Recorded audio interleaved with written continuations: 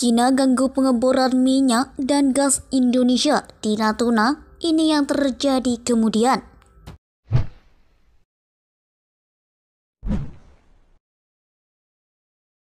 Tiga KRI usir kapal asing Cina yang masih mencuri ikan di Laut Natuna. Perairan Laut Natuna kini menjadi perhatian dunia. Banyak konflik yang terjadi di situ. Mulai dari aktivitas illegal fishing yang melanggar wilayah laut Indonesia hingga aktivitas pengeboran minyak dan gas. Indonesia selalu mendapat gangguan dari negara tetangga seperti Malaysia dan Cina. Konflik Natuna memanas lagi setelah Cina menuntut Indonesia menyetop pengeboran minyak dan gas alam. Cina mengklaim wilayah itu miliknya. Padahal Indonesia dengan tegas sudah mengatakan ujung selatan Laut Cina Selatan adalah zona ekonomi eksklusif milik RI di bawah Konvensi PBB tentang hukum laut. Dan pada 2017 menamai wilayah itu Laut Natuna Utara. Bagaimana awal mula konflik terbaru di Laut Natuna Utara terjadi dan bagaimana pendapat para pakar? Yang pertama, klaim Cina di Laut Natuna Utara. Pada Kamis, Reuters melaporkan Cina meminta Indonesia menghentikan pengeboran minyak dan gas alam di wilayah maritim di Laut Cina Selatan yang diklaim kedua negara milik mereka. Masalah tersebut sudah terjadi sejak awal tahun ini tanpa jalan keluar. Hal ini disampaikan oleh 4 orang yang mengetahui masalah tersebut kepada kantor berita Reuters. Anggota Komisi Pertahanan Dewan Perwakilan Rakyat Muhammad Farhan mengatakan kepada Reuters yang menerima pengarahan perihal sepucuk surat dari diplomat Cina kepada Kementerian Luar Negeri Indonesia yang dengan jelas meminta RI menghentikan pengeboran direct sementara lepas pantai karena aktivitas tersebut dilakukan di wilayah Cina. Jawaban kami sangat tegas bahwa kami tidak akan menghentikan pengeboran karena itu adalah hak kedaulatan kami, kata Farhan kepada Reuters. Peta wilayah sengketa di Laut Cina Selatan. Seorang juru bicara Kementerian Luar Negeri Indonesia mengatakan setiap komunikasi diplomatik antar negara bersifat privat dan isinya tidak dapat dibagikan.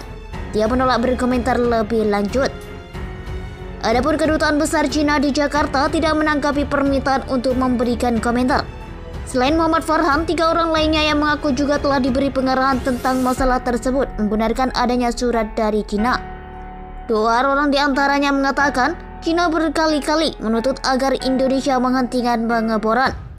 Yang kedua, sikap Indonesia soal kepemilikan Laut Natuna Utara.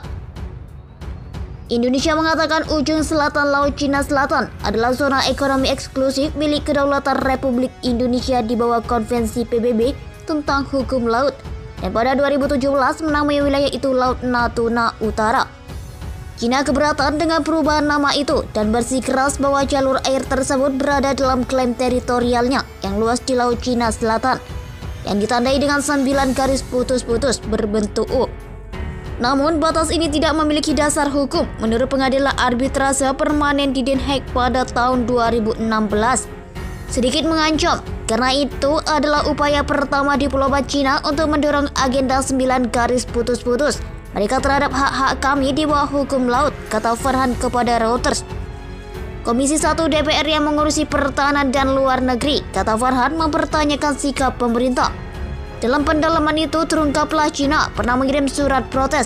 Ada 2 surat protes diplomatik yaitu latihan bersama Garuda Shield dan protes keberadaan drilling itu, ujar Muhammad Farhan kepada Queen Pasaribu yang melaporkan untuk BBC.